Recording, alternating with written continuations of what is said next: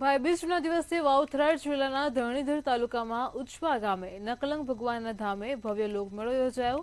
આ મેળામાં પરંપરાગત અશ્વદોડની મેરૈયાની અનોખી પ્રથા પણ જોવા મળી।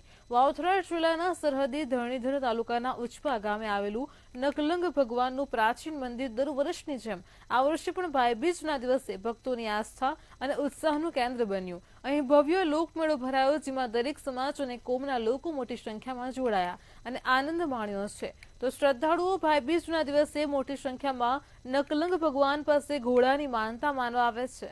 માટીના ઘોડા ચડાવવાની પરંપરા એ વર્ષોથી ચાલી આવે છે। ભક્તોનું માનવું છે કે નકલંગ ભગવાન તેમની મનોકામનાઓ પૂરી કરે છે। ભાઈબીજે અમારે આજુબાજુના ગામડામાંથી વાવ, ચારડા, વઢિયાવાસ અને આજુબાજુના ગામોમાંથી પણ 20 થી 25 ઘોડા આવે છે દર સાલ, અને ઘોડા દોડ પણ રાખવામાં આવે છે। અને આજુબાજુના ગામડામાં 35 થી 40 ગામોના શ્રદ્ધાળુઓ પણ ઉમટી પડે છે।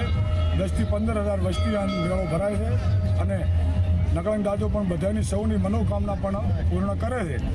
ને મેન અમારે આસ્થાનું કેન્દ્ર કહો તો જે કોઈ ઠાકર ભગવાનનું ઉચ્છવા ગામમાં મંદિર છે।